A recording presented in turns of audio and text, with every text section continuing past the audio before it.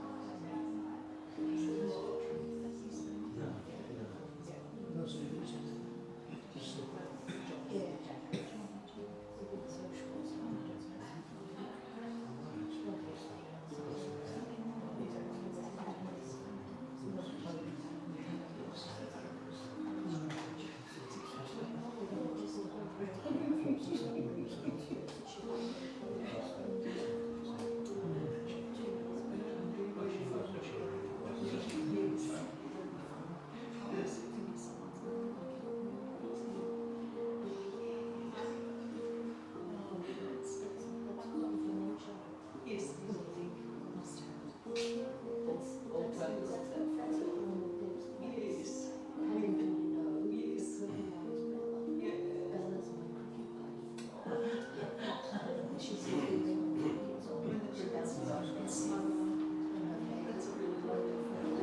queen.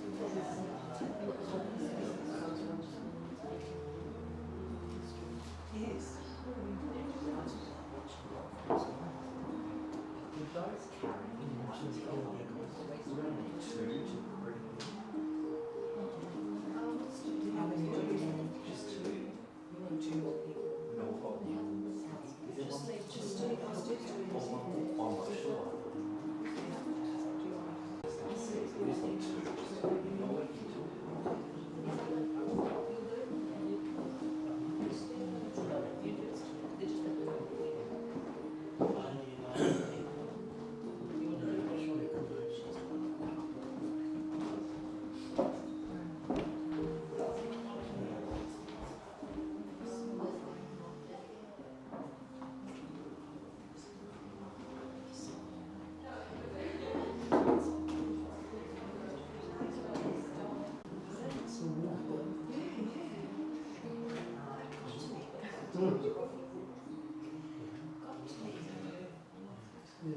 Yes.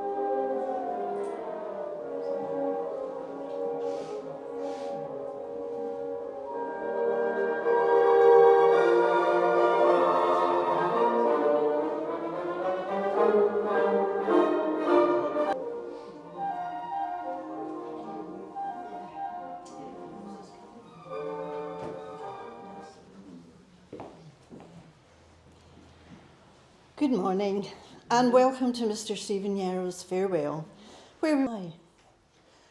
Steve's wife Rona would like to thank everyone for coming out today, and on behalf of myself, Barbara Gilbury and the Ostella funeral family, we are indeed honoured to conduct Stephen's service today. Just as a side here, would you like to check your phones are on silent and switched off? Thank you. I would also like to acknowledge those joining us on live stream today. It's important for both of you and those of us here to know that you are sharing this morning, so welcome. You will see the signing of the coffin. If anyone else would like to sign the coffin after the service, it will be outside just before we put Stephen into the hearse. So feel free to do that if you want, when you share a cuppa afterwards. And please join me if you wish. Our Father, which art in heaven, hallowed be thy will be done on earth as it is in heaven. Give us this day our daily bread, and forgive us our trespasses as we forgive those that trespass against us. Lead us not into temptation, but deliver us from evil. For thine is the kingdom, the power, and the glory, forever and ever. Amen. We arrive into the service today with Mozart's Symphony No. 40 playing, a favourite of Steve's, as most of you here will well know. It's one of the two symphonies that Mozart wrote in minor keys, and it reflects his interest in the artistic genre, storm and stress, in which stronger emotions are showcased.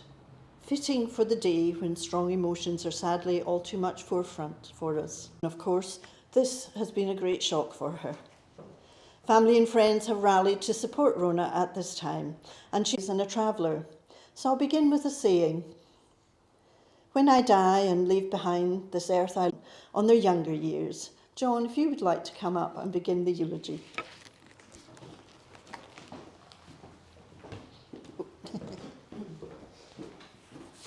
Of Janice and myself and our children, Janelle and Philip and their families in Perth today, I want to convey our condolences to Rona, Mark, Ross and family on the loss of your beloved husband and father. I want to commend Rona on her love and devotion to Stephen over the years, especially through the times of hardship and difficulty. She's a credit to our family. Regarding Stephen and I, our parents, Harold and Kathleen Yarrow, were married during the Second World War in February 1944 in Leeds, Yorkshire, England. During the war, there was a housing shortage, and so they lived with Jane Poppleton, our grandmother, until I was born in 1946 at Grandma's house. You might wonder why we just have one Christian name, Stephen Yarrow and John Yarrow. Well, Grandma Poppleton was very dominant, and she named us, and she didn't believe in wasting names, so we just got one name. That's the explanation I was given. In 1948, when I was 2, after the war had finished, Mum and Dad bought their first home at 157 Vesper Road, Hawksworth, a suburb of Leeds, Yorkshire, England. The house was on a hill overlooking the Ayr Valley, the Ayr River which runs through Leeds, and Kirkstall Forge, where Dad worked. Kirkstall Forge at that time was the largest engineering works in the world, and in fact the oldest. It was started by the monks in 1152 AD, so it had been going for over 700 years. And I can remember on the 29th of September 1950 at 7:20 p.m. in the evening, I can recall standing by the front door of the house with the stairs going upstairs, and I heard a baby cry. I asked Dad, who was it? And he said, it's your baby brother. I wanted to go upstairs straight away and see him, But Dad said, no, wait until the morning. I presume that I did go and see him in the morning. Whilst we were living there, I had a red pedal car. And when Stephen was 1, I gave him his first driving lesson. When he was about 2, we moved to Otley, which is a market town in the Yorkshire Dales, 10 miles north of Leeds.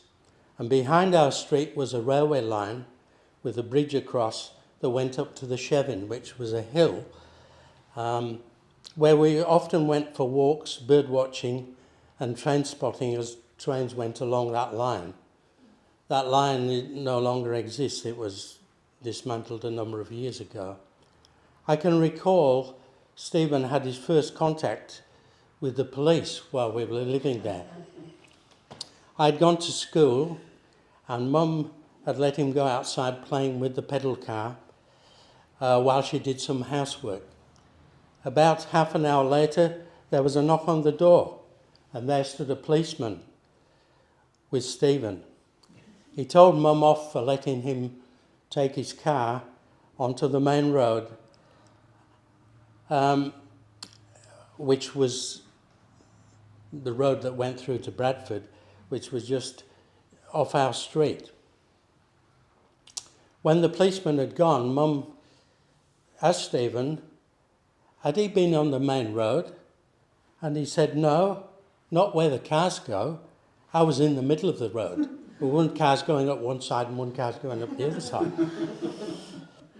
During the time at Otley, we both had piano lessons at the lady's house, which was close to our school. However, the music teacher was annoyed with Stephen as he did not follow the music, but played by ear. That was the start of his interest in music.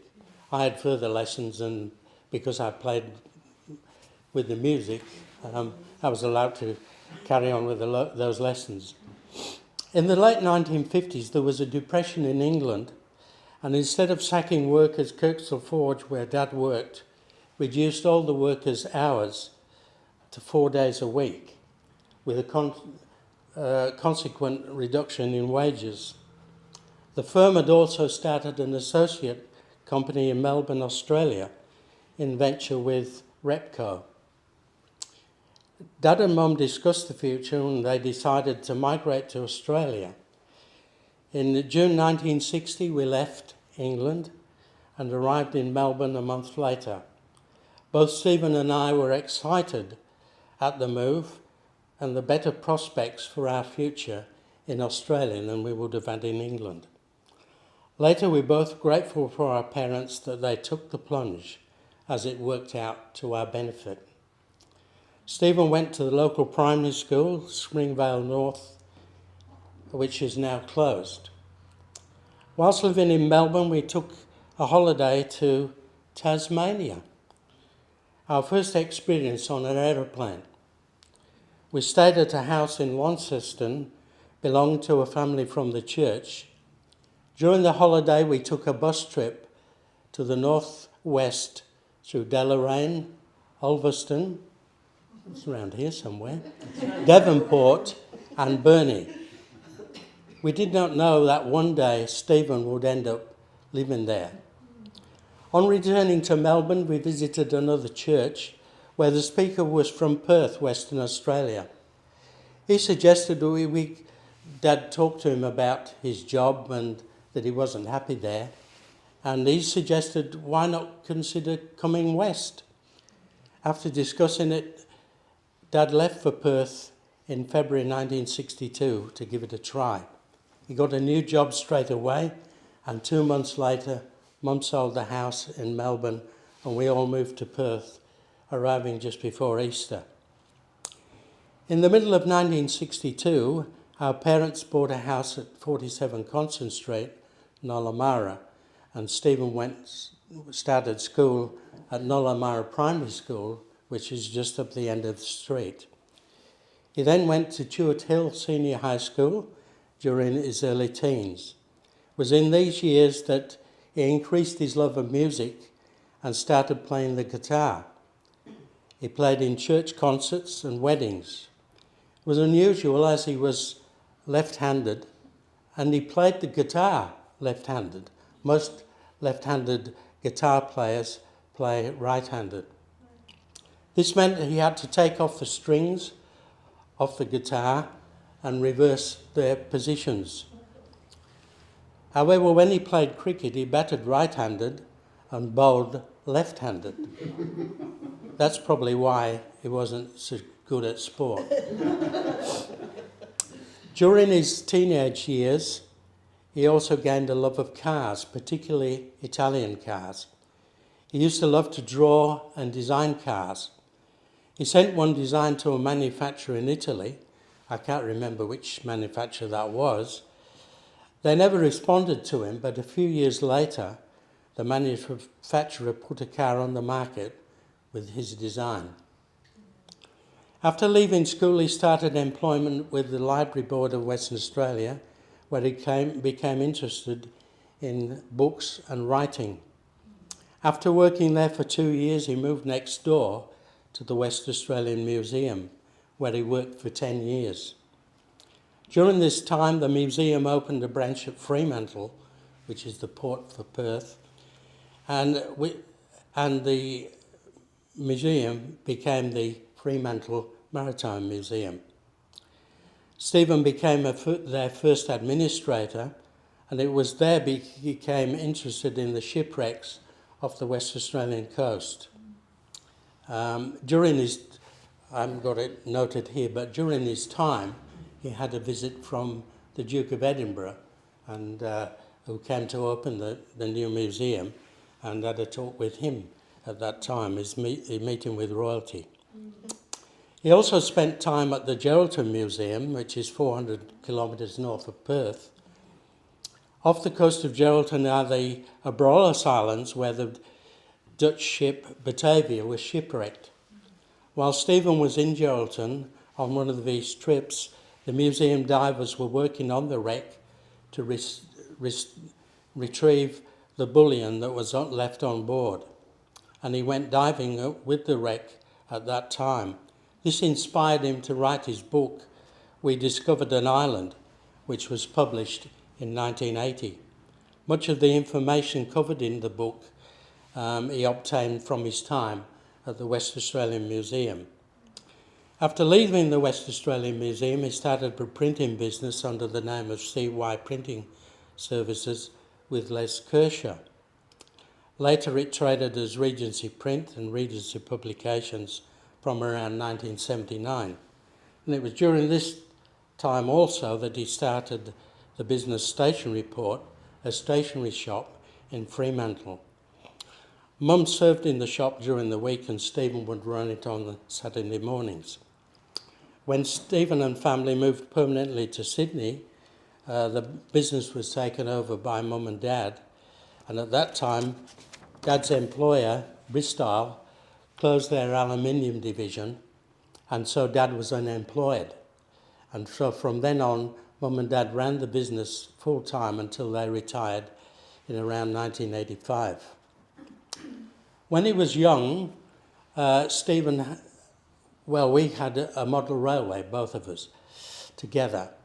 I still have the original locomotive over in Perth that we had for many years, but it hasn't been working. It doesn't work now. We both continued to be interested in the hobby.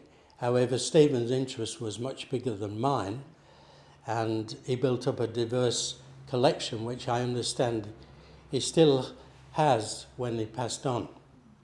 I haven't seen it. I maybe need to have a look at that before I go back. On a personal note, he married Rona in 1975, who he met through the church. Sadly, their first child, Lorraine, died in 1977, soon after she was born. Ross was born in August 1983, shortly before the family moved to Sydney. After moving to Sydney, Mark, who we have here today, was born in July 1985. Since then, Stephen, Rona and the boys regularly made visits to Perth to visit both parents and families. After our parents passed away in 2004, 2005, Stephen had regularly stayed with us in Perth on business trips on his own, on trips with Rona, Mark, and his friends Grant and Debbie and Steve. Although Stephen has gone from this world, along with Rona, he has left a beautiful legacy in his boys, Mark and Ross, and 9 beautiful grandchildren. Also part of his legacy has left us 3 published books: City of Light, which gives details of the history of Perth streets and suburbs. Every Name Tells a Story, which is a history of where the names of the country towns in Western Australia came from. And we discovered an island, which I've mentioned before. These books continue to be on the shelves of various libraries throughout the country, including the National Library in Canberra, the National Museum of Australia, National Library of New Zealand, the State Library of New South Wales, State Library of Victoria, and the WA State Library, as well as various university and private libraries. Rona told me the other day that they went to England and his book was in a library there in Portsmouth. I also read last week when I was doing some research that his book, We Discovered an Island, is in the Library of New York City, apparently. So there you are.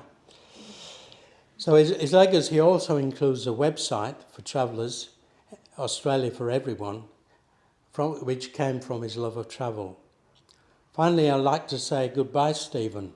We had a great upbringing, and I will treasure the memories of those days I had with you, the days of fun, seeing you grow up into a man you became. I thought I would go first, and you'd be giving a speech at my funeral. That wasn't to be. Thank you.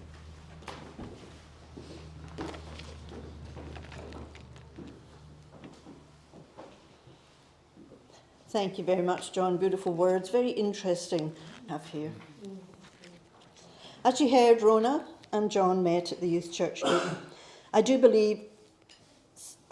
Rona and Steve. I'm the wrong one.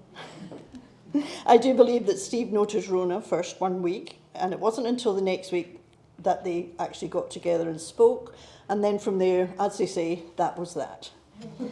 They married in WA at Hyde Park Church on the 27th of September, 75, as we heard. And not only was that 2 days before Stephen's birthday, it was also grand final day between North Melbourne and Hawthorn. And they would have been married 49 years this September. The couple at a young age got through thick and thin together in love and work. Together in parenthood, as you heard, with sons Ross and Mark, and 9 grandchildren, 5 girls and 4 boys. Stephen and Rona worked together in their graphic design business. They lived in Perth before moving to Sydney and finally on to Tasmania in 2019.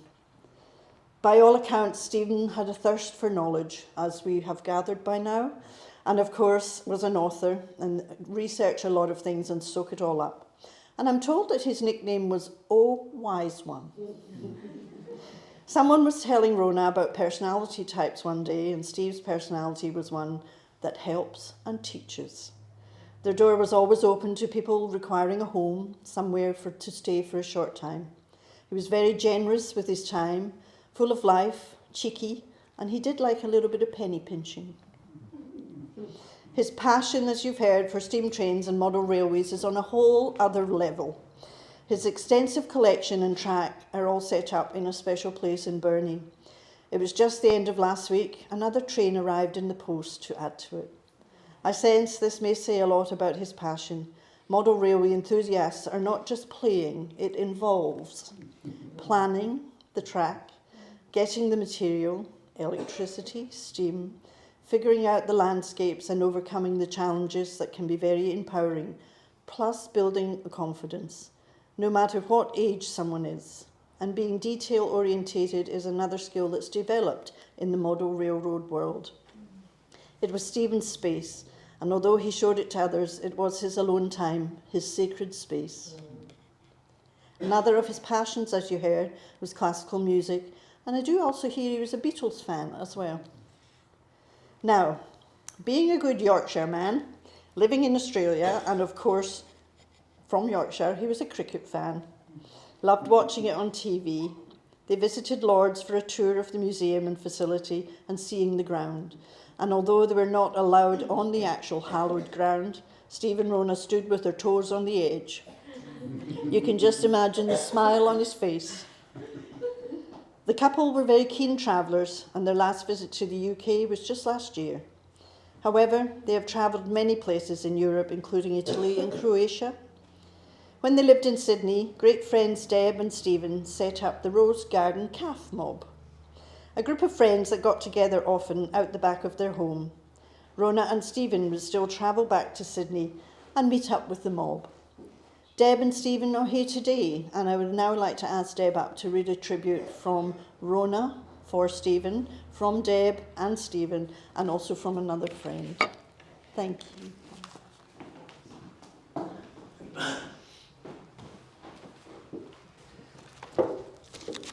Rona's eulogy for Stephen. Stephen was not only my husband, he was my best friend and staunchest supporter. I was going to say superstar. Kind of fits, doesn't it? He encouraged me to retire at 63 instead of 64 because I was fed up with dealing with the general public as a Coles checkout operator. We have been together since he turned 21 and he saw me at his 21st birthday, although I will readily admit that I don't remember seeing him, as it was an open invitation to the Assembly of God youth group in Perth, Western Australia, and I was still fairly new to the group. He invited me out on his boat, and since I didn't know him, I took my dad and my sister along. When we argued, which was rare, he waited until I'd finished ranting, raised one eyebrow and said, "Are you done?" Stephen was as pleased as Punch when Kathy Freeman won her gold medal for the 400-metre foot race at the 2000 Sydney Olympics just before his 50th birthday.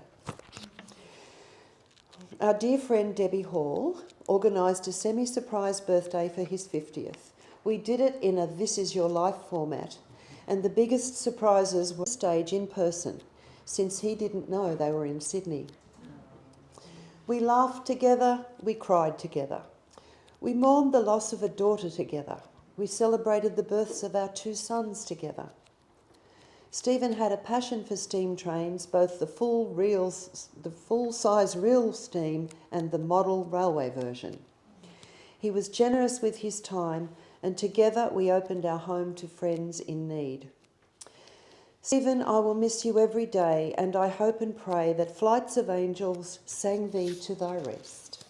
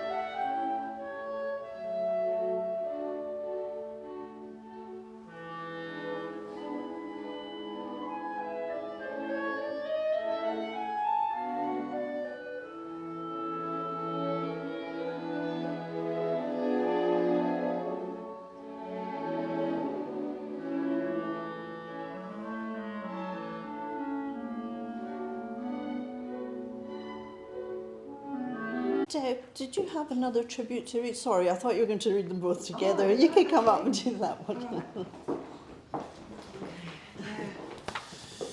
Okay. Stephen once said to me, Debbie, I sometimes feel like you, when I was down and feeling out, but I just tell myself I don't want to feel like that, and I don't. And I thought, oh boy, okay. He was amazing. He was amazing. Stephen Yarrow.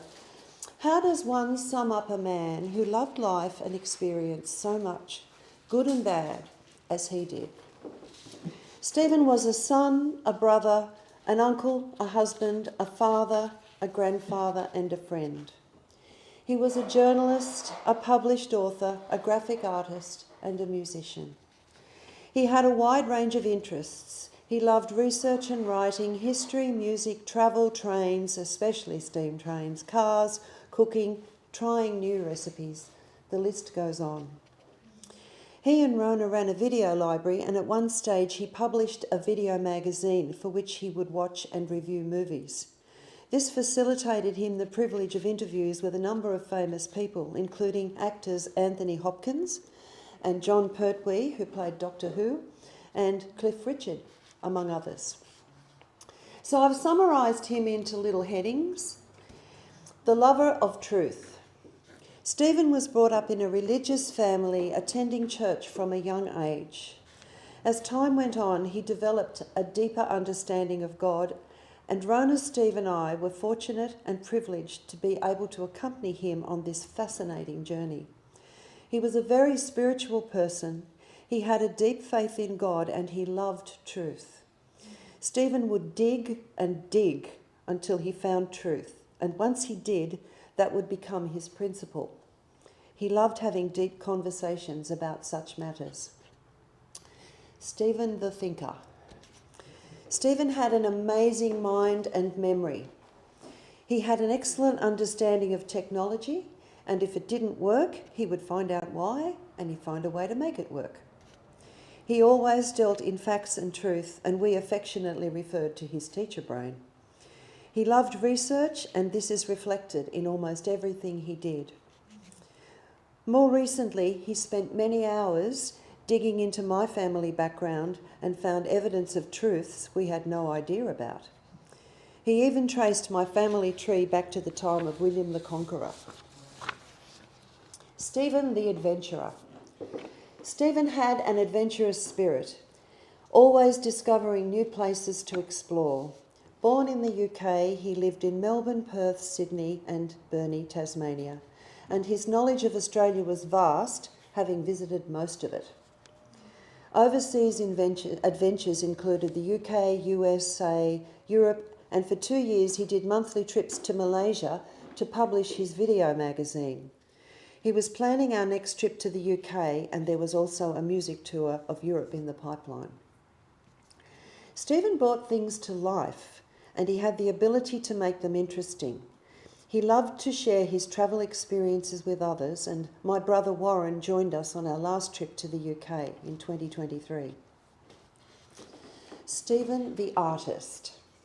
Stephen was very creative. He wrote and published books. He wrote many articles. Many are on his website. He helped write musicals for the church and has written songs.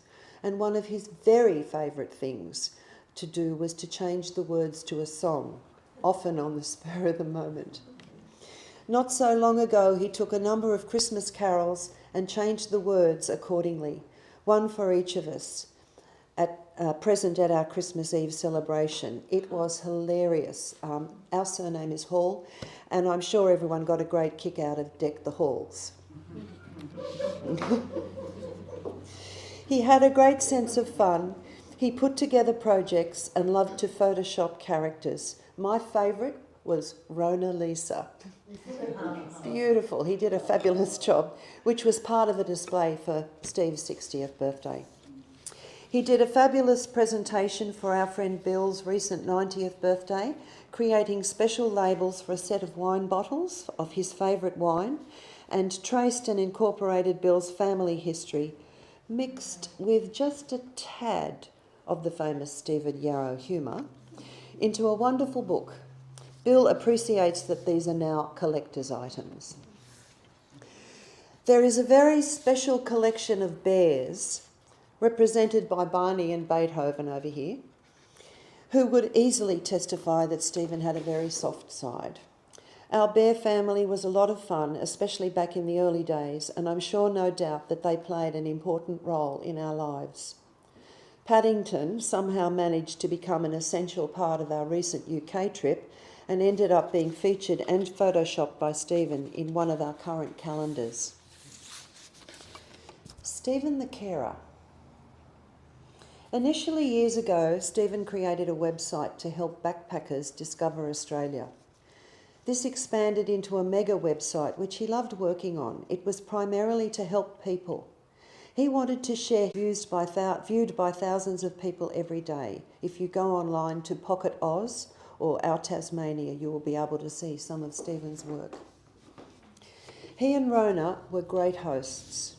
Many people have been guests in their home, which was always open, friendly, warm and welcoming. Some went there for holidays. Others had extended stays, as was the need at the time.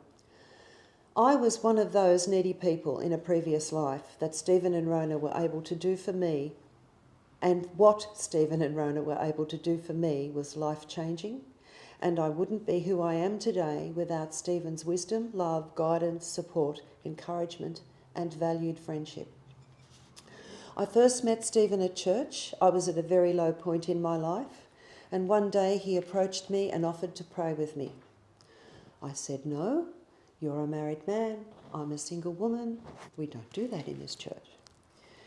However, nothing had changed by the next weekend, so when he approached me again, I agreed. That was the beginning of a long road to recovery, an amazing journey filled with so much life, love, joy, laughing and crying and learning and so many wonderful things. And then one day Stephen presented me with a song written by Steve Grace. "I will stand by you in troubled times and all that we go through the years of our lives. So don't give up when hope is gone. By the grace of God we will carry on. Long live your dreams, that your life may one day be like the vision that you see of love and liberty." Years later, when Steve and I married, Stephen walked me down the aisle to that very song. And one day, and this was quite an amazing thing, one day after his parents had passed, Stephen rang me to tell me he had come into possession of his baptismal certificate. The day he gave his heart to the Lord, so to speak. He was 6 years old. But the incredible thing about this was the date. At the age of 6, Stephen was baptised in Leeds, UK, on the 18th of July, 1956, the very day I was born. It was a bit freaky. Stephen the Friend. Stephen opened up my world, showed me wonderful and marvellous things that I know nothing about. I grew older, wiser, stronger, and I stand before you today a vastly different person from that young person of 30 years ago and able to testify to his role in this transformation. As I have been thinking over his life the past week and a half, my thoughts turned naturally to what Stephen meant to me and what he has done for me over the past 30 years. I wanted to tell the world what I've experienced and what an amazing friend he has been. I wanted to share all my experiences, every single one. But then that still small voice that I've grown accustomed to hear whispered gently but firmly, "This is not about you." I know there are many others whom he's touched, too numerous to mention, individually, some of whom are watching here today, who would echo all of these sentiments. So, how does one sum up a man who loved life and experienced so much? Not an easy and straightforward task. But there is one truth that I am sure we will all agree on. Those who were fortunate to know Stephen will understand when I say that he was a humble man who was kind, caring, who loved helping people, and who loved his family and friends. Stephen, you will be greatly missed, but I'm sure that echoing in heaven today there will be a hearty chorus, this is getting a bit real, of well done, thou good and faithful servant.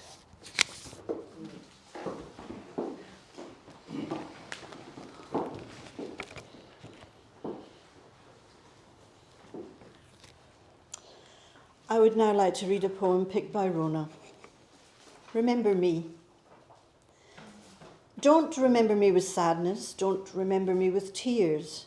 Remember all the good times shared throughout the years.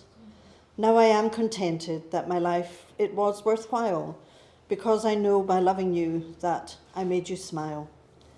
When you're walking down the street and you've got me on your mind, I'm walking in your footsteps only half a step behind. So please don't be unhappy just because I'm out of sight. Remember that I'm with you every morning, noon and night. Now, because we have a lovely setting here, I'll just remain seated for our final words, our closing words. Your life we honour, your departure we accept, your memory we deeply cherish. And although there is grief today as we say goodbye, there's also gratitude for your life.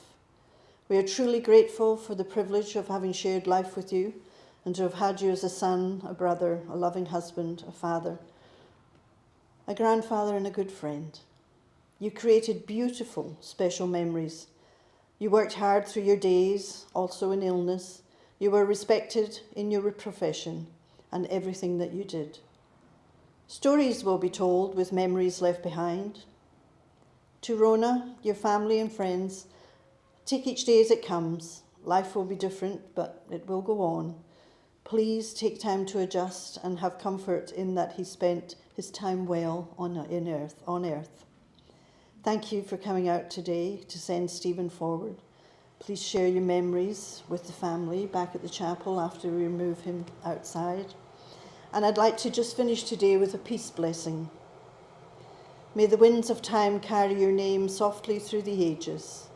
May you ignite the passion in others to thrive. May the peace of your being live on in everybody's hearts. And may the memory bring comfort to those who remain.